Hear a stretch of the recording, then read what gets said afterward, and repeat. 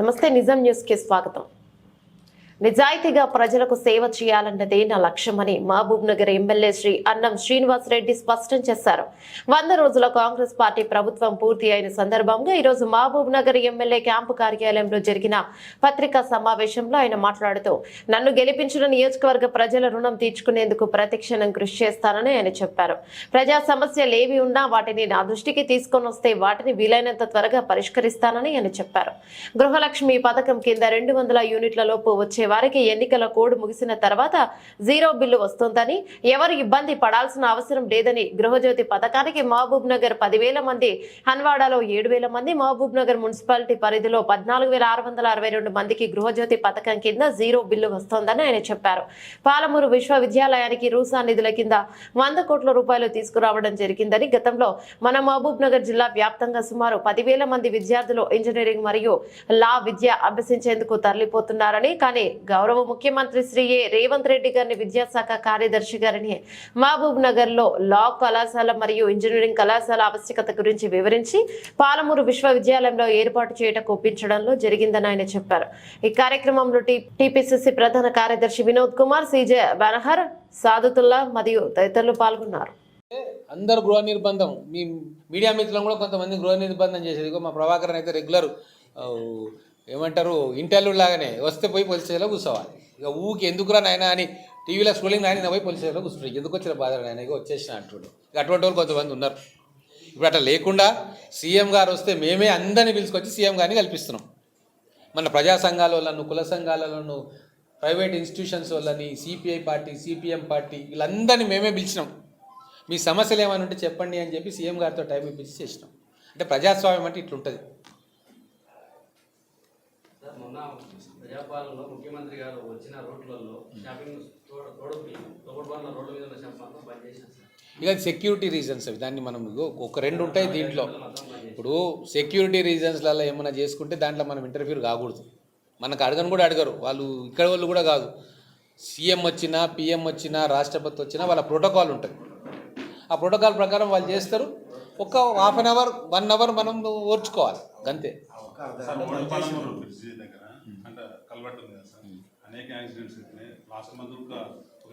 నేను అది national highway వాళ్ళ కిందకి వస్తుంది అని చెప్పినాను, వాళ్ళ దృష్టికి తీసుకుపోయినా.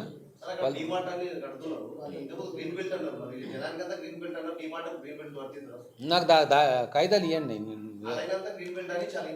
ఒక్కటబ్బా, మీరు జర్నలిస్టులు కదా, మీరు ఇన్వెస్టిగేషన్ జర్నలిజం చేయాలి. మనం ఉట్టిగా మాట చెప్పుడు కాదు. ఇక నేను మాట చెప్తా, నాకు కాగితం దే అంటాడు అధికారి. మరి ఆ కాగితం వెతుక్కుంటే నేను పోలేను కదా. మీరు ఆ పని చేసి నాకు కాగితం ఇవ్వండి.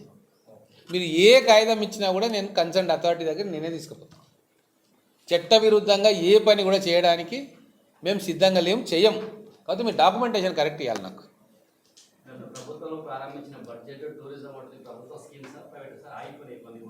ఇప్పుడు మీరు ఏం చేస్తారంటే అసలు ఆ డబ్బు ఎక్కడుంది సర్చ్ కమిటీ వేయండి. ఆ డబ్బులు ఎక్కడి నుంచి వస్తున్నాయి, ఎక్కడికి వెళ్ళి వస్తుంది, ఎవరిస్తా అని చెప్పిండ్రు, జీవోలు వచ్చినాయా, ఏమొచ్చినాయి తీసియండి. మేము వెతికితే ఏడ కనబడలే ఆ డబ్బులు, ట్రేస్ కూడా లేదు. ఇప్పుడు నేను చెప్పిన విషయాలు ఇవన్నీ కూడా మేము జీవోలతో సహా వస్తాయి. ముఖ్యమంత్రి గారు నోటి మాట, మేము చెప్పిన నోటి మాట. ఇప్పుడు నేను ఇంజనీరింగ్ కాలేజ్ వస్తుంది అన్నాం. ఇగో ఇప్పుడు ప్రిన్సిపల్ సెక్రటరీ గారు బీసీకి రాసిర్రు ఏమని, government desires to establish an engineering and law college in Palamuru university. Principal secretary రాసింది. అంటే నేను చెప్పింది అక్కడ పోయినట్టే కదా. Therefore, you are requested to send the necessary proposals along with financial implications, staff details, infrastructure with recurring and non-recurring expenditure as per the AICTC BCI rules and regulations to the government at the earliest for further course of action. ఎవరు రాసిండ్రు ఇది? Principal secretary education. ఇంతకుముందు ఏం చేసారు? Election ముందు ఒక కాగితం తెచ్చి ఇంజనీరింగ్ కాలేజ్ వచ్చింది అని చెప్పి మొత్తం స్కూల్ పిల్లలందరినీ తీసుకొచ్చి ఎండలు నిలబెట్టారు 1000 మంది. ఇప్పుడు మేమేం చేస్తున్నాము? ఇగో ఇది మేము చేసిన పని, ఇది మేము బొబ్బలు పెట్టలే, అది చేస్తున్నాం ఇది చేస్తున్నామని సీఎం గారిని ఎడ్యుకేషన్ సెక్రటరీని కన్విన్స్ చేసుకొని, యూనివర్సిటీలో కన్విన్స్ చేసుకొని తెచ్చినాం. దాని ప్రూఫ్ ఇది. పనితనం ఇట్లుండాలే కానీ నోటికి ఏది వస్తా చేస్తా అని చెప్పి ప్రజలను మోసం చేసే పద్ధతిలో ఉండకూడదు. లేదు అంటే బడ్జెట్ లేదు చేయలేదని చెప్పాలి. ఏమంటారు? కొడతారా తిరుగుతారా? పబ్లిక్ వెయిట్ చేస్తారు. అంటే ఆ మభ్య పెట్టి ప్రలోభ పెట్టే సర్కార్ పోయింది. ఇక వాళ్ళందరూ జైళ్ళకే పోతారు ఒక్కొక్కరి తర్వాత. మీరు చూస్తున్నారు. నిజాయితీగా ఉన్నట్టుగా ప్రజలకు చెప్పి అయ్యా మా శక్తికి ఇంత ఉంది, ఇది చేస్తాం అని చెప్పే ప్రభుత్వం ఈ కాంగ్రెస్ ప్రభుత్వం. మేము కానీ మా ముఖ్యమంత్రి కానీ దీని మీదనే ఉన్నాం. మీకు కూడా ఉంటేనే మీ అందరికి ఇల్లు ఇస్తామని నేను చెప్పా. అర్హులకు ఖచ్చితంగా వస్తుందని చెప్తా. దీంట్లో అర్హులు కాని వాళ్ళు చాలామంది ఉన్నారు. ఆల్రెడీ 3 4 ఇళ్ళు ఉన్నారు. వాళ్ళకి ఎందుకు ఆ ఇల్లు? పేద జర్నలిస్టుకు ఆదుకోనికి ఈ స్కీమ్. ఆల్రెడీ ఇల్లు ఉన్న వాళ్ళకి మళ్ళీ డబుల్ బెడ్రూమ్లు ఎందుకు? మనం కూడా ఆత్మవిమర్శ చేసుకోవాలి కదా. నేను నా ఊర్లో రైతు బంధు వస్తే వద్దని చెప్పిన, వస్తలేదు నాకు. మా బ్రదర్ అమెరికా ఎన్ఆర్ఐ వద్దని చెప్పిండు. అంటే ఎవరికి వాళ్ళు మనం సమాజం కోసం మనవంతు ఏం చేయాలని మనం ఆలోచించుకోవాలి. అప్పుడే మనం ప్రజా జీవితంలో ప్రజల సమస్యలకు మన జర్నలిస్ట్ అన్నా, ప్రభుత్వ ఉద్యోగి అయినా, రాజకీయ నాయకుడైనా కొన్ని విలువలు పాటించాలి. మనమే ఆ విలువలను వదిలేసి ప్రపంచమంతా పాటించాలని మనం రాతలు రాస్తే తప్పవుతుంది. ఫస్ట్ మనం పాటించాలి, తర్వాత ఇతరులు పాటించాలని చెప్పి రాయాలి. మాకు వర్తిస్తుంది, మీకు వర్తిస్తుంది. కొద్దిగా నచ్చకపోవచ్చు నేను ఇట్లా చెప్పేది, కానీ ఇది వాస్తవం. అవును, నేను అనేది జరుగుతున్నాం, అన్నీ జరుగుతున్నాయి. అదే అంటున్నా, మీరు అర్హులకు ఇవ్వాలి, దానికి గైడ్లైన్స్ ఉన్నాయి. మన కలెక్టర్ గారి దగ్గర నుంచి తెప్పించినాం. 15-16 గైడ్లైన్స్ ఉన్నాయి. అది ఎవరైనా సరే, మీరైనా, నేనైనా, ప్రభుత్వమైనా, సీఎం ఇంట్లో పనిచేసే వాళ్ళకైనా ఆ గైడ్లైన్ వర్తించాలి. కొన్ని స్పెషల్ కేటగిరీలు ఉంటే ఆ కేటగిరీస్ ఏమనేది స్పోర్ట్స్ మ్యాన్లు ఉంటారు, స్పెషల్ కేటగిరీ. ప్రైజ్ విన్నింగ్ వాళ్ళు ఉంటారు, పోలీస్ మెడల్ తెచ్చుకున్న వాళ్ళు ఉంటారు, వాళ్ళు స్పెషల్ కేటగిరీలకు వస్తారు. ఆ స్పెషల్ కేటగిరీ ఉన్నప్పుడు వాళ్ళకి ఇవ్వాలి. మిగతా అంతా కూడా ప్రభుత్వ గైడ్లైన్స్ ప్రకారం చేస్తే ఏ ఇబ్బంది ఉండదు, మాకే ఇబ్బంది ఉండదు. నేను ఒక్కరికి నా దగ్గర నన్ను ఇస్తే 100 మంది అడుగుతారు నాకు అని. అదే రూల్ ప్రకారం పోతే నన్ను ఎవరు అడుగుతారు? నువ్వు రూల్లో ఫిట్ అయితే నీకు వస్తుంది అబ్బా అంటాం. గత ప్రభుత్వంలో ఎన్నికలకు ముందు కోట్ల రూపాయలు వేసే ప్రభుత్వ భూములు కుల సంఘాలకు 18 కుల సంఘాలకు నామ్స్ ప్రకారం కాకుండా ప్రొసీడింగ్ ఇచ్చి కోట్ల రూపాయలు వేసే భూములు కట్టబెట్టారు. దానిపైన మీరు విచారం చేస్తారు. ఎందుకంటే అక్కడ 1000 గజాలు ఇస్తే 1000 గజాలు ఆక్యుపై చేసుకున్నారు. చాలా మంది ఇప్పుడు కన్స్ట్రక్షన్ స్టార్ట్ చేశారు. దానిపైన మనం విచారం చేస్తారు. ఎందుకంటే చాలా కోట్ల రూపాయలు వెళ్ళిన ఒకటి ఇప్పుడు కుల సంఘాలకు ఇచ్చింది ఎవరి ఇండివిజువల్ పేరు మీద కాదు, ఆ కుల సంఘం భవనం నిర్మాణం చేయనీకే. దాన్ని నేను స్వాగతిస్తాను. కాకపోతే ఆ కుల సంఘాలకు ఇచ్చినప్పుడు ఏం నామ్స్ తోటి ఇచ్చిండ్రు, ఎంత ఇచ్చిండ్రు, అది పక్కా అమలయ్యేటట్టుగా. మీరు అన్నట్టు 1000 గజాలు ఇస్తే 1000 గజాలనే కట్టుకోవాలి. 2000 గజాలు 1000 గజాలు ఇంకోరికి ఇస్తాం కదా. కాబట్టి అది కలెక్టర్ గారి దృష్టిలో ఉంది. వాళ్ళు కూడా ఒక్కొక్కటి ఎంక్వైరీ చేస్తూ ఉన్నారు. ఇప్పుడు గత ప్రభుత్వం చేసిన తప్పులు ఎన్ని ఉన్నాయంటే ఎంక్వైరీకే కొన్ని 100 మందిని పెట్టాల్సి వస్తుంది రాష్ట్రంలో. గట్ట తయారైంది పరిస్థితి. కాబట్టి నిజాలన్నీ కూడా నిలకడ మీద వెళ్తాయి. తప్పు చేసిన ఎవ్వరు కూడా చట్ట ప్రకారంగా వదిలిపెట్టేది లేదు. పర్సనల్గా ఏం లేదు మాకు. చట్టాన్ని అతిక్రమిస్తే చట్టం తన పని తాను చేసుకుపోతుంది. సార్, శ్మశాన వాటికలు అన్ని వర్గాలకు 5 acres అన్నారు. అంటే అది జనాభా నిష్పత్తిలో ఉంటే బాగుంటుంది. ఒకటి ఆ ఏరియాలో అక్కడ ఇస్తున్నాం, అక్కడ ఇంకా ల్యాండ్ ఉంది. దాన్ని బట్టి మనం ఫ్యూచర్ అవసరాలకి అంటే దీంట్లో ఎట్లుంటుంది అంటే మనం జనాభా నిష్పత్తి ఒకటి నిజంగా కొన్ని కమ్యూనిటీస్ 100% పూడుస్తాయి. వాళ్ళకు మనం చూసుకోవాల్సిందే. అక్కడ జనాభా కాదు, వాళ్ళ ఆచారాలను దృష్టి పెట్టుకొని మనం చేయాలి. ఇప్పుడు హిందువులల్లో అందరం చేయం, చాలామంది కాలుస్తారు. క్రిస్టియన్స్లలో, ముస్లిమ్స్లల్లో ఈ మధ్యలో స్థలాలు లేకనే కాలుస్తున్నారు సార్. అదొకే. అది ఇప్పుడు హైందవ సంస్కృతిలో కొన్ని కులాలు కాలుస్తాయి, కొన్ని కులాలు పొడుస్తాయి. లేలే, చాలామంది కాలుస్తారు, చాలామంది పొడుస్తారు. కాబట్టి అందరు చాలామంది కాలుస్తారు. అది ఎందుకు అవి కాలుస్తున్నారు? మన తాత నుంచి వచ్చిన ఆచారం, మనం చేసింది కాదు కదా. అయితే క్రిస్టియన్ వర్గంలో, మైనారిటీ వర్గాల్లో అందరూ పొడుస్తారు. కాబట్టి అక్కడ మీరు జనాభా ప్రకారం ఇవ్వాలంటే లాజిక్ ఉండదు. ఎక్కడ అవసరం ఉంటే నా దృష్టికి వస్తే చేస్తాం. ఇప్పుడు దీంట్లో మనకు ఇక్కడ ఇవ్వద్దు, అక్కడ ఇవ్వద్దు లేదు. ఎక్కడ గవర్నమెంట్ ల్యాండ్ ఉంది, ఎక్కడ డిమాండ్ ఉంది, ఏ వర్గాల డిమాండ్ ఏ ఏరియాకు ఉందో అక్కడే మన గవర్నమెంట్ ల్యాండ్ ఉంటే వాళ్ళకి అలాట్ చేస్తాం. ఎంత దూరమైనా రోడ్స్ వేపిస్తా నేను. బోర్వెల్ పెట్టిస్తా, వాటర్ కనెక్షన్ ఇప్పిస్తా, షెడ్ ఏర్పాటు చేయిస్తా, ప్రార్థనలకు పూజలకు షెడ్ ఏర్పాటు చేయిస్తా. అభివృద్ధి అనేది రూపాయి మనం ఖర్చు పెడితే ఆ రూపాయి ప్రజలకు చెందాలి. షోకుల కోసం నేను ఖర్చు పెట్టా, ఎవరైనా ఖర్చు పెట్టినా కూడా వద్దని చెప్తా. సరిపోయింది. డబల్ బెడ్రూమ్ కూడా ఖచ్చితంగా న్యాయం జరుగుతుందో చాలా మంది ఇప్పటికే ఎంక్వైరీలో వరకు ఉంటుంది. ఇది ఖచ్చితంగా మొత్తం జెన్యున్ ఉన్న వాళ్ళకి చేయాలి. మా తరఫున కూడా ఫుల్ సార్. ఇప్పుడు మేము ఒకటే చెప్తా ఉన్నా, నేను కలెక్టర్ గారితో చెప్పిన, మీరు ఆ గైడ్ లైన్స్ తీసుకొని నిర్ణయం తీసుకోండి. అందరినీ తీసుకొని ఒక డబ్బలు వేస్తాం, దాంట్లోకి లాటరీలో ఎవరికి వస్తే వాళ్ళది. ఇక నా ఆల్రెడీ పెట్టుకున్నారు జనాలు, మళ్ళీ పెట్టుకో. ఇప్పుడు ఒకటి దీంట్లో 2-3 రకాలు ఉంటాయి. కామన్ పబ్లిక్ది వేరు, జర్నలిస్టుల కోసం చేసేది. మీకు ఎంత ల్యాండ్ అలాట్ అయింది, ఎన్ని ప్లాట్లు అవుతాయి, ఎంతమందికి ఇవ్వాలి, అర్హులు ఎవరు. అరే మా ఇయ్యబ్బా, లిస్ట్ ఇయ్యబ్బా. ఇప్పుడు మీరు ఒక్కటి గుర్తుపెట్టుకోండి, నా దగ్గర డాక్యుమెంటేషన్ తోటి రండి ఎవరైనా. ఇక మీరే డాక్యుమెంట్ లేకుండా ఉట్టిగా చెప్తే ఎట్లా అవుతుంది? రండి, అక్కడనే నీ ముందే రాస్తా ఎంక్వైరీకి, కలెక్టర్ గారికి. ఖచ్చితంగా ఎంక్వైరీ అయినా తర్వాత టిప్పు ద్వారా కూడా అందరికీ న్యాయం చేయాలి. మీరు అనుకున్న సిస్టమే అందరికీ న్యాయం, మీరు అనుకున్న సిస్టమే న్యాయం జరుగుతుంది సార్. దిక్కు ద్వారా వేస్తే అంతే. జెన్యున్ వస్తుంది. నాకెందుకు అబ్బా, నువ్వు దగ్గరనే ఈయన దగ్గరనే. నేను నీకు ఇస్తే ఆయన కోపం, ఆయనకి ఇస్తే నీకు కోపం. నాకెందుకు పంచాయతీ? దీంట్లో అందరు నాకు దగ్గర వాళ్ళే. ఓకే, అంటే అది అప్పీల్ తర్వాత చేద్దాం. ఎప్పటి నుంచి సార్, ఇంకోటి 5 రూపాయల భోజనం అనేది మండలి ఎండలో అవును సార్, దొరుకుతుంది. కలెక్టర్ లాంటిది పాత కలెక్టర్ బస్ స్టాండ్ ముంగల అప్పుడు కూలగొట్టేది సార్. ఆ. అదే మామూలు ఎండాకాలంలో అయ్యో, మన దృష్టికి తెచ్చేది ఉండదు. వేరే దగ్గరికి షిఫ్ట్ చేయాలి. ఏం చేయాలి? ప్లేస్ ఏమన్నా ఏర్పాటు ఉంటే బాగుంటుంది.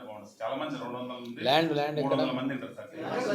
ప్రశాంత్ ముందర ఉంటుంది సార్. ప్రశాంత్ ముందర ఉంటుంది.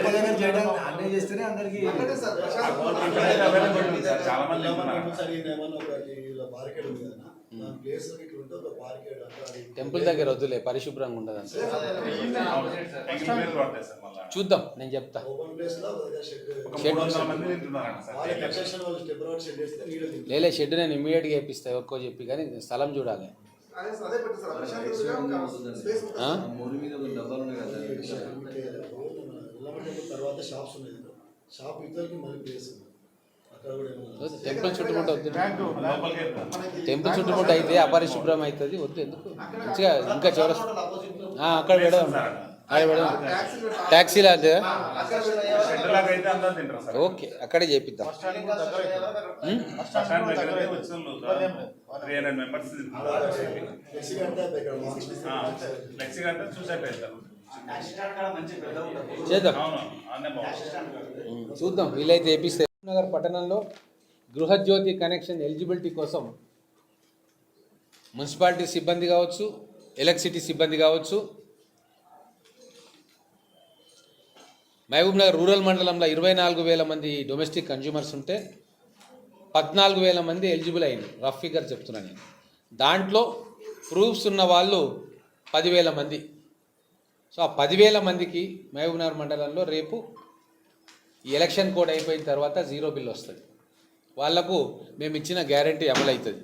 హన్వాడ మండలంలో 10,000 హౌస్ హోల్డ్స్ ఉంటే 9,300 ఎలిజిబుల్ ఉన్నాయి. దాంట్లో డాక్యుమెంటేషన్ పూర్తిగా అయి శాంక్షన్ అయినాయి దాదాపు 7,000. ఈ 7,000 ఇండ్లకు ఎలక్షన్ కోడ్ అయిపోయిన తర్వాత వచ్చే మీటర్ బిల్ ఏదైతే ఉంటుందో అది 0 బిల్ వస్తుంది. మున్సిపాలిటీ విషయానికి వస్తే డొమెస్టిక్ కన్జ్యూమర్స్ ఇప్పుడు మున్సిపాలిటీలో 71,000 డొమెస్టిక్ కన్జ్యూమర్స్ ఉన్నారు. దాంట్లో ప్రజాపాలనలో అప్లికేషన్స్ ఇచ్చిన వాళ్ళు 23,000 మంది ఇస్తే దాంట్లో మన అధికారులు ఇప్పటివరకు చేసిన తనిఖీల్లో 14,662 మంది ఎలిజిబుల్ అని తేలింది. ఇంకా కొంతమందికి అప్లోడ్ చేసేది ఉంది. ఎలిజిబుల్ కన్జ్యూమర్ ప్రతి ఒక్కరికి కూడా గృహజ్యోతి స్కీము మా ప్రభుత్వం ఇయనీకి సిద్ధంగా ఉంది. అది ఆ ఇంటి వాళ్ళని కూడా నేను కోరుతా ఉన్నా, ఒకవేళ మీకు 200 యూనిట్ల కంటే లోపల వస్తే మీరు వెళ్ళి మున్సిపాలిటీలో ఎలక్ట్రిసిటీ దగ్గరనో మీ డాక్యుమెంట్స్, కాగితాలు, పాత బిల్లులు ఇస్తే వాళ్ళు అప్లోడ్ చేసుకుంటారు. ఇవన్నీ చేసుకున్న తర్వాత రేపు పార్లమెంట్ ఎలక్షన్స్ అయిపోయి కోడ్ తీసేసిన తర్వాత మీకు కూడా 0 బిల్ వస్తుంది. మీరేం అధైర్యపడాల్సిన పని లేదు. ఈ ఒక్క నెల ఓపిక పడితే మిగతా రాష్ట్రంలో మిగతా ప్లేసెస్లో ఎట్లయితే జీరో బిల్స్ వస్తున్నాయో మనకు కూడా అదే వస్తుంది. కేవలం మనకి ఎమ్మెల్సీ కోడ్ ఉన్నందుకు మనం సకాలంలో ప్రక్రియ పూర్తి చేయలేకపోతూ ఉన్నాం. పోర్టల్ ఈ మహబూబ్ నగర్ జిల్లాకు క్లోజ్ చేసింది. ఎలక్షన్ కమిషన్ గైడ్లైన్స్ ఆదేశాల ప్రకారంగా ఏదైతే అధికారులు అప్లోడ్ చేయాలనో వీళ్ళకి యాక్సెస్ డినై చేసినారు. అందుకోసం మనకు జీరో బిల్ రావట్లే. ఇది కోడ్ వచ్చింది, మనం ఏం చేయలేం కాబట్టి ఒక నెల రోజులు ఓపిక పడితే ఆ పార్లమెంట్ ఎలక్షన్స్ తర్వాత మిగతా జిల్లాల్లో ఎట్లయితే జీరో బిల్ వస్తుందో ఇక్కడ కూడా అదే ప్రక్రియ మొదలవుతుంది. ఇంకొకటి, ఇప్పుడు మనము మాలాంటి వాళ్ళ పని ఇన్ఫ్రాస్ట్రక్చర్ని క్రియేట్ చేయడం, భవిష్యత్ అవసరాల కోసం ఏమేమి చేయాలి అని చేయడం. నేను అప్పుడు ఎమ్మెల్యేగా ఉన్నప్పుడు కరెంటు కొరత తీవ్రంగా ఉంది, ఫ్లక్చుయేషన్స్ ఉన్నాయంటే దానికి పరిష్కారం ఏంది అని విద్యుత్ అధికారులను అడిగినప్పుడు సబ్స్టేషన్స్ కావాలి సార్ అంటే ఆ రోజు ఎస్వీఎస్ దగ్గర ఒకటి, పాలకొండ దగ్గర ఒకటి సబ్స్టేషన్ల కోసం ల్యాండ్స్ కబ్జాలో ఉంటే విడిపించి వాటిని విద్యుత్ శాఖకు అందజేయడం జరిగింది. ఈరోజు అక్కడ సబ్స్టేషన్లు ఉన్నాయి, ఆ ఏరియాలో కరెంటు రెగ్యులేట్ చేయడానికి ఉపయోగపడతాం. కానీ ఇక్కడ ఏం జరిగిందంటే గత ప్రభుత్వంలో ఉన్న వాళ్ళు అలాట్ చేస్తా అన్న ల్యాండ్లనే కబ్జా పెట్టి దాని సబ్స్టేషన్ పక్కన పడేసారు.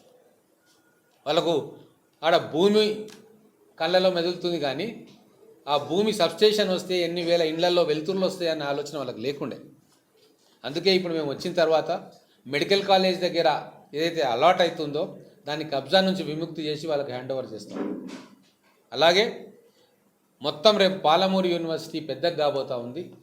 యూనివర్సిటీ అధికారులను ఒప్పించి యూనివర్సిటీలోనే ఒక 33/11 kV సబ్స్టేషన్ను ఇవ్వడానికి యూనివర్సిటీని ఒప్పిస్తూ ఉన్నాం. దాంతో ఆ చుట్టుముట్టు ప్రాంతాల్లో వీరన్నపేట దాకా ఆ సబ్స్టేషన్ ఉపయోగించుకొని నాణ్యమైన విద్యుత్ వస్తుంది మనకి. బండమీదపల్లి, వీరన్నపేట, ఆ చుట్టుముట్టు మహబూబ్నగర్ మండలంలో గ్రామాలు కూడా వస్తాయి. అలాగే హన్వాడ మండలంలో కూడా పెద్దార్పల్లిలో, బుద్ధారంలో ప్రభుత్వ జాగం చూసి అక్కడ 33 kV సబ్స్టేషన్ను పెట్టడానికి కూడా నేను అధికారులకు ఆదేశాలు ఇచ్చిన. మా ఉద్దేశం అంతా ఒకటే, ప్రభుత్వ భూములలో ప్రభుత్వానికి సంబంధించిన పనులు జరగాలి. వాటిని కబ్జా ఎవ్వరు చేసినా ఊరుకునేది లేదు. ఆ కబ్జా నుంచి బయటికి తీసుకొస్తాం ల్యాండ్. అదే తర్వాత రేపు చాలా పెద్ద పరిశ్రమలు రాబోతూ ఉన్నాయి ఈ మహబూబ్ నగర్ చుట్టుముట్టు ప్రాంతాల్లో, ఈ జిల్లాలో. వాటికి కావాల్సిన ఇన్ఫ్రాస్ట్రక్చర్ను మొదలే అధికారులకు అడిగి ప్లాన్స్, ఎస్టిమేట్స్ తయారు చేపించి ప్రభుత్వం దగ్గరికి పంపే బాధ్యత ఎమ్మెల్యేగా, ఎంపీగా, ప్రజాప్రతినిధులుగా మాది ఉంటుంది. ఆ బాధ్యతను మేము సక్రమంగా నెరవేరుస్తున్నాం. ఖచ్చితంగా 20-25 సంవత్సరాల వరకు ఏమేం కావాలనో అవన్నీ కూడా ప్రభుత్వానికి అందించే కార్యక్రమం చేస్తూ ఉన్నాం. ఈ మొదటి 100 రోజుల్లో మాకు చేతనైనంతగా ప్రజల అవసరాలను తీర్చే ప్రయత్నం చేసినాం. ఎమ్మెల్యేగా నేను ఖచ్చితంగా ప్రజలకు ఇక్కడనే క్యాంప్ ఆఫీసులు అందుబాటులో ఉంటున్నా. హైదరాబాద్కి వెళ్తే కేవలం అధికారులతో శాంక్షన్ చేయించుకోవడానికి సెక్రటేరియట్ పోవడం తప్ప నాకు వేరే ఏం పని లేదు. ఇంకా ఉంటే ఇక్కడ ఉంటా ప్రజలతోటి, లేదా గ్రామాలలో ఉంటా, లేదు హైదరాబాద్కు పోతే సెక్రటేరియట్, అసెంబ్లీ తప్ప ఇంకో దగ్గర ఉండ. నేను గెలిపించినందుకు, ప్రేమతో నన్ను ఆశీర్వదించినందుకు వాళ్ళ రుణం తీర్చుకునే విధంగా నా పనితనం ఉంటుంది. ఇంకోటి, దయచేసి అంటే మళ్ళీ దీన్నే హెడ్లైన్ చేయకండి, దయచేసి మీ అందరు కూడా చెప్తా ఉన్నా, ఈ భూముల పంచాయతీలు, ట్రాన్స్ఫర్లు, ఉద్యోగాల కోసం నా దగ్గరికి రాకండి. ఎమ్మెల్యే పని అది కాదు. అంటే దీన్ని హెడ్లైన్ చేయకండి, సైడ్ లైన్లో రాయండి. నేను కేవలం ప్రజా సమస్యలు తీర్చనీకే, రోడ్ల కోసము, డ్రైనేజ్ కోసము, విద్యా వ్యవస్థ కోసము, కాలేజీల కోసము, పరిశ్రమల స్థాపన కోసము, అధికారులు ఏమైనా తప్పు చేస్తుంటే వాళ్ళని సరిదిద్దడం కోసము, దీనికోసం ఎమ్మెల్యే ఉన్నాడు. ఉద్యోగాలు వచ్చేవి ప్రభుత్వం ఇస్తుంది, ఎమ్మెల్యే ఉద్యోగం ఇయ్యడు. కాబట్టి మీ అందరికీ వర్తిస్తుంది అది. దయచేసి నా దగ్గరికి భూముల పంచాయతీలకో ఉద్యోగాల కోసమో రాకండి. నా పని కాదు. నా పనికి ఇవి ఇప్పుడు చెప్పిన పని, దాన్ని నేను సిన్సియర్గా అమలు చేస్తా. ఎటువంటి ప్రయత్న లోపం ఉండదు. నా 100 రోజుల ఈ పరిపాలన, మా ప్రభుత్వ పరిపాలనకు మీరందరూ కూడా పాత్రికేయ మిత్రులు మనస్ఫూర్తిగా సంపూర్ణంగా సహకరిస్తున్నందుకు, ఏవైనా లోటుపాట్లు ఉంటే నా దగ్గర వచ్చి చెప్తున్నందుకు మీ అందరికీ కూడా హృదయపూర్వకమైన ధన్యవాదాలు. మీకు ఒకటి రిక్వెస్ట్ కూడా చేస్తూ ఉన్నా, మీరు ఏదైనా చెప్పడానికి వచ్చినప్పుడు గుంపులో చెప్పకండి దయచేసి. ఎక్కదు, ఫ్రీ టైం మార్నింగో ఈవినింగో రండి, ఛాయ్ తాగుకుంటా ఎక్కడ ఏ సమస్య ఉంది ఏందనేది మళ్ళీ మనం డిస్కస్ చేసుకుందాం. ఏం చేస్తున్నారు కొందరు మిత్రులు, 100 మంది ఉంటే వచ్చి ఏదేదో చెప్తాడే ఏడెక్కుతుంది. హ్యూమన్ మైండ్కి అట్లా ఎక్కదు. ప్రశాంత వాతావరణంలో మీరు చెప్తే అది మైండ్లో కూర్చుంటుంది. కాబట్టి దయచేసి నేను ఉన్నది ప్రజా సమస్యల పరిష్కారం చేయనీకి మాత్రమే. ఎటువంటి సమస్య అయినా, ఎటువంటి ఇబ్బందులున్నా, లేదా ప్రభుత్వం నుంచి ఏమైనా తప్పులు జరుగుతున్నా మా దృష్టికి తీసుకురండి, దాన్ని సరిచేసే ప్రయత్నం నేను చేస్తాను. Thank you. ఇదేంటి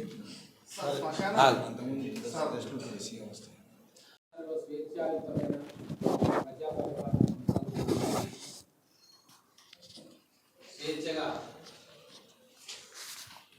అపోజిషన్ పార్టీ సైకిల్తో కార్యక్రమాలు ఎటువంటి నిర్బంధం లేకుండా చేసుకుంటున్నారు. ధర్నాలు చేసేటోళ్ళు ధర్నాలు చేస్తున్నారు, ప్రెస్ మీట్ పెట్టేవాళ్ళు ప్రెస్ మీట్ పెడుతున్నారు, ప్రభుత్వాన్ని ప్రశ్నించేటోళ్ళు ప్రశ్నిస్తున్నారు. ఎటువంటి నిర్బంధం లేదు. ఇక్కడ మహబూబ్ నగర్లో కూడా ఈ 100 రోజుల్లో చాలా కార్యక్రమాలకు పునాది పడ్డది. ముఖ్యంగా మహబూబ్ నగర్ జిల్లాను, నియోజకవర్గాన్ని ఎడ్యుకేషనల్ హబ్గా తీర్చిదిద్దాలి. మన విద్యార్థులకు నాణ్యమైన విద్యను లోకల్గానే అందించాలని ఒక సంకల్పంతో చాలా విషయాల్లో మేము పునాది వేసుకున్నాం. ఇప్పుడు 100 రోజుల్లో 100 రోజులు చాలా తక్కువ సమయం ఒక పరిపాలనలో, కానీ భవిష్యత్తు కోసం ఈ 100 రోజుల్లో మీ ఎమ్మెల్యేగా నేను, మా ప్రభుత్వం సరైన నిర్ణయాలు తీసుకొని సరైన పంతాలోనే పోతున్నాం. మొదటగా మన పాలమూరు యూనివర్సిటీకి దేశవ్యాప్తంగా ఖ్యాతి తీసుకురావడానికి, ఇన్ఫ్రాస్ట్రక్చర్ను నెక్స్ట్ లెవెల్కు తీసుకుపోవడానికి 100 కోట్ల రూపాయలను మనం రూసా నిధుల కింద శాంక్షన్ చేయించుకున్నాం. అది చాలా పెద్ద అచీవ్మెంట్. అలాగే ఏటా 10,000 మంది విద్యార్థులు మహబూబ్ నగర్ నుంచి బయటికి పోయి ఇంజనీరింగ్, మిగతా మెడిసిన్ కోర్సులు చేస్తూ ఉన్నారు. వాళ్ళ కోసం యూనివర్సిటీలో ఒక ఇంజనీరింగ్ కాలేజు, తర్వాత ఒక లా కాలేజు పెట్టాలని చెప్పి ప్రపోజల్ పెట్టి ముఖ్యమంత్రి గారితో ఓకే చేయించుకున్నాం. మహబూబ్ నగర్ సభలో ప్రకటించేది ఉండే, కానీ కోడ్ వస్తుందని చెప్పి ఆయన ప్రకటించలేదు. 100% కోడ్ ఎన్నికైన తర్వాత వారం 10 రోజుల్లో వీటికి సంబంధించిన అధికారికమైన ఉత్తర్వులు వస్తాయి. ఆల్రెడీ ఇనిషియేషన్ చేసిండ్రు. ప్రిన్సిపల్ సెక్రటరీ గారు యూనివర్సిటీకి లెటర్ రాసి ఏఐసిటికి అప్లై చేసుకోవాలి, కావాల్సినవన్నీ చేయమని చెప్పి ఆల్రెడీ అధికారికంగా ఇంటర్నల్ కమ్యూనికేషన్లో నోట్ ఇచ్చిండు. అది మీకు ఇస్తా ఫోటోకాపీ. అలాగే మహబూబ్ నగర్ను స్కిల్ డెవలప్మెంట్ సెంటర్గా చేస్తామని చెప్పి మేము మాటిచ్చినాం. 100 రోజుల్లోనే తెలంగాణలో మా ప్రభుత్వం వచ్చిన తర్వాత 2వ స్కిల్ డెవలప్మెంట్ సెంటరు మనం మహబూబ్ నగర్లో పెట్టుకుంటున్నాం. దానికి అనుమతులు వచ్చినాయి. స్థలం కూడా టెంపరీగా చూస్తూ ఉన్నాం. ఇంకొక 3 వారాలలో లేదా 4 వారాలలో మహబూబ్ నగర్లో స్కిల్ డెవలప్మెంట్ సెంటర్ స్టార్ట్ అవుతుంది. మొదలు ప్రైవేట్ భవనంలో స్టార్ట్ అవుతుంది. తర్వాత నెక్స్ట్ అకాడమిక్ ఇయర్లో ఒక మంచి భవనాన్ని నగరం నడిబొడ్డున దానికి కేటాయించబోతూ ఉన్నాం. 2-3 స్థలాలు ఐడెంటిఫై చేసినాం. కలెక్టర్ గారికి, గవర్నమెంట్కు పర్మిషన్స్ కోసం లెటర్ రాసి శాంక్షన్ చేసి ఆ స్కిల్ డెవలప్మెంట్ సెంటర్ అనేది మొత్తం మహబూబ్ నగర్ చుట్టుముట్టలో ఉన్న ప్రతి ఒక్క చదువుకునే విద్యార్థి కూడా బయటి ప్రపంచంలో ఉద్యోగం చేయడానికి వెళ్తున్నప్పుడు అన్ని విధాలుగా వాళ్ళను సుశిక్షితులను చేసి వాళ్ళకు కావాల్సిన ట్రైనింగ్ను వాళ్ళకి ఇప్పించి బయట పోటీ ప్రపంచంలో నిలదొక్కుని ఉద్యోగాలు చేసుకునే విధంగా మేమందరం కూడా వారికి ఆ స్కిల్ ట్రైనింగ్ చేసే ఏర్పాటు చేస్తూ ఉన్నాం. అలాగే ఎన్నో ఏళ్ల నుంచి మహబూబ్ నగర్లో ఒక కోరిక, హిందువులు కావచ్చు, ముస్లింలు కావచ్చు, క్రైస్తవులు కావచ్చు,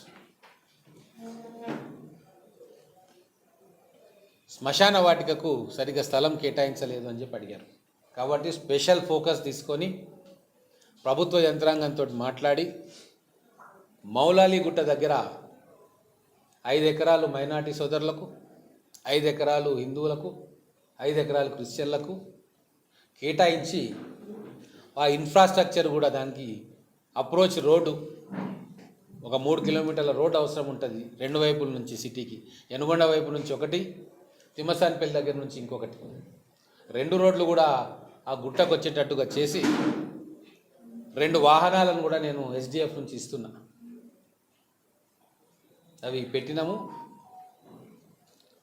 ఈ కోడ్ అయిపోయిన లోపల మనకు ఆ వాహనాలు కూడా సిద్ధంగా ఉంటాయి. భవిష్యత్తులో ఇంకా ఎకరాలు కావాలన్నా కూడా అక్కడ స్పేస్ ఉంది. ఇక మనకు ఎక్కడ సమాధి చేయాలి, ఎక్కడ కూర్చాలి అనే బాధ లేకుండా వచ్చే 20-25 సంవత్సరాలకు శాశ్వతమైన పరిష్కారం మనము వెతికినాం. అలాగే ఉర్దూగర్ కోసం ఎన్నో ఏళ్ళ నుంచి తిప్పలు పడతా ఉన్నాం. ఉన్న ఇక్కడ పక్కనే టిన్ షెడ్ ఉండే, దాన్ని 5 అంతస్తుల భవనం చేస్తున్నాము. 15 కోట్ల రూపాయల ఎస్టిమేట్ తోటి 5 ఫ్లోర్లతోటి మన మైనార్టీ సోదరులు హజ్కి పోవడానికి ఉన్న ఏర్పాట్లు, అక్కడ సాంస్కృతిక కార్యక్రమాల కోసం కానీ, లైబ్రరీ కోసం కానీ, లేదు బయటి ప్రాంతాల నుంచి వస్తే అక్కడ సేద తీరడానికి రూమ్స్ కానీ, ఇవన్నీ కూడా ఒక మాస్టర్ ప్లాన్ తోటి 5 అంతస్తుల భవనాన్ని నిర్మాణం చేసుకోవడానికి 15 కోట్ల రూపాయలు ముఖ్యమంత్రి గారు సమ్మతం చెప్పింది. అలాగే షాదీఖానా ఎప్పటి నుంచో కోరుకుంటున్నారు. ఇక్కడ తిరుమల తిరుపతి దేవస్థానంలో హిందువుల సాంస్కృతిక కార్యక్రమాలు జరుగుతాయి. ఇంకా 2-3 స్థలాలు ఉన్నాయి, కానీ మైనార్టీస్కు లేవు. కాబట్టి ఒక షాదీఖానా వాళ్ళకి, పేద మైనార్టీలు వాళ్ళ పెళ్ళిళ్ళు చేసుకోవడానికి అనుకూలంగా ఒకటి నిర్మాణం చేయాలని డిమాండ్ ఉండే. గత ప్రభుత్వాలు ఏవి కూడా వాటిని పట్టించుకోలేదు. కానీ మేము వచ్చిన తర్వాత గౌరవ ముఖ్యమంత్రి గారి దృష్టికి తీసుకుపోయి 25 కోట్ల రూపాయలు దానికి ఇవ్వాలని చెప్పినాము. వాళ్ళు శాంక్షన్ చేసిండ్రు. ఒక 2-3 లొకేషన్స్ కలెక్టర్ గారు ఐడెంటిఫై చేస్తారు. అది పట్టణంలోనే ఉంటుంది, ఎక్కడో ఊరికి విసేసినట్టు ఉండదు. ఏదైనా ఒక కార్యక్రమం చేస్తే పేరు కోసమో పేపర్లో రాయించనీకనే ఎన్ఎం శ్రీనివాస్ రెడ్డి చేయడు. ఆ కార్యక్రమం చేయడం వల్ల ప్రజలకు ఉపయోగపడాలా, ప్రజలు దాన్ని అందుబాటులో ఉంచి ప్రజలు దాన్ని వాడుకోవాలన్నదే ఉంటుంది తప్ప అలవి కాని ప్రామిసులు చేసి కాగితాలు చూపించి మర్చిపోవడం అనేది మా ప్రభుత్వానికి అలవాట్లేదు, నాకు అలవాట్లేదు. అందుకే కాంక్రీట్ ప్లాన్ తోటి ఆ సమ్మతి తీసుకున్న తర్వాతే ఇది కలెక్టర్ గారు అఫీషియల్గా రాసిన నోటు, దాన్ని కాపీ చేసి మీకు ఇస్తా, అంటే సంతకం లేకుండా. తర్వాత వృత్తి విద్య, సాంకేతిక విద్యకు మన మహబూబ్ నగర్ పిల్లలకు మంచి విద్యను అందుబాటులోకి తీసుకురావాలని చెప్పి మనకున్న 2 ఐటీఐ కాలేజీలకు ఒక్కొక్క కాలేజీకు 3.87 crores శాంక్షన్ చేయించి వాళ్ళ ల్యాబ్స్ కానీ ఇన్ఫ్రాస్ట్రక్చర్ కానీ ఇంప్రూవ్ చేసుకోవడానికి 2 కాలేజీలకు 3.87 crores ఒక్కొక్కటి, అంటే 7.75 crores మంజూరు చేసినాం. టెండర్ కూడా చేసింది. ఈ కోడ్ అయిపోయాక కన్స్ట్రక్షన్ స్టార్ట్ అవుతుంది. దానికి కాగితం ఇది. తర్వాత స్కిల్ డెవలప్మెంట్ సెంటర్ మనకు వచ్చింది. దాంతోపాటు 20 కోట్ల రూపాయలు ఆ సెంటర్ కట్టుకోవడానికి కూడా మన బహిరంగ సభలో కోమటిరెడ్డి వెంకటరెడ్డి గారు మాట్లాడింది, కానీ ప్రెస్ దాన్ని క్యాచ్ చేయలే. Skill development centre national academy of కన్స్ట్రక్షన్లో ఉన్న నిధుల నుంచి స్కిల్ డెవలప్మెంట్ సెంటర్ను మహబూబ్ నగర్ నడిబొడ్డున కట్టబోతా ఉన్నాం. 20 కోట్ల రూపాయలు దానికి కేటాయించింది మంత్రి గారు. దానికి కావాల్సిన డాక్యుమెంటేషన్ కూడా తయారవుతా ఉంది. తర్వాత మహబూబ్ నగర్లో డ్రైనేజ్ పరిస్థితి ఎట్లుందో అందరికీ తెలుసు. అమృత్ స్కీమ్ కింద కేంద్ర ప్రభుత్వము, రాష్ట్ర ప్రభుత్వము 30% షేర్ రాష్ట్ర ప్రభుత్వము, 70% షేర్ కేంద్ర ప్రభుత్వం. ఈ సెంట్రల్ స్కీమ్స్ పూర్తిగా ఉపయోగించుకోవడంలో బీఆర్ఎస్ ప్రభుత్వము విఫలమైపోయింది. కాబట్టి గౌరవ ముఖ్యమంత్రి గారి ఆదేశాలతోటి ఎక్కడెక్కడైతే మ్యాచింగ్ గ్రాంట్ రాష్ట్రం ఇవ్వాలనో వాటన్నిటిని కూడా మేము తూచా తప్పకుండా ఇస్తాం. కేంద్రం నుంచి వచ్చే ప్రతి రూపాయిని కూడా తీసుకొచ్చి సద్వినియోగం చేస్తాం. ఆ క్రమంలో భాగంగానే డ్రైనేజ్ వ్యవస్థకు, ఎస్టీపీకి, డ్రైనేజ్ నెట్వర్క్ కోసం 216 కోట్ల రూపాయలు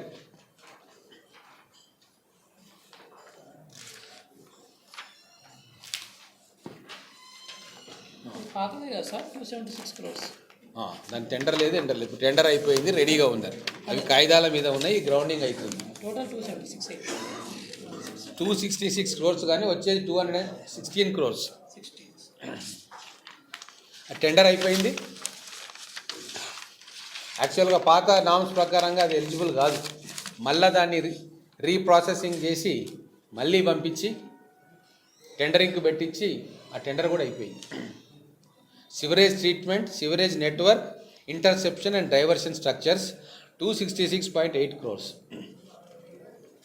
పాతవి చాలా ఉన్నాయి, పేక మేడలు, అది చేస్తాం ఇది చేస్తామని. కానీ గ్రౌండ్ కావాలి కదా, అడ్మినిస్ట్రేటివ్ శాంక్షన్స్ రావాలి, టెండర్ ప్రక్రియ పూర్తి కావాలి, కాంట్రాక్టర్ ఎన్నుకోబడాలి, కాంట్రాక్టర్ భూమి పూజ చేయాలి, కాంట్రాక్టర్కు నిధులు ఇవ్వాలి, తర్వాత కన్స్ట్రక్షన్ అవుతుంది. మాటలు చెప్పడం చాలా ఈజీ, కానీ దాన్ని చేతుల్లోకి తీసుకురావడం చాలా కష్టం. కాంగ్రెస్ ప్రభుత్వం ఆ పని చేయబోతూ ఉంది, చేస్తుంది.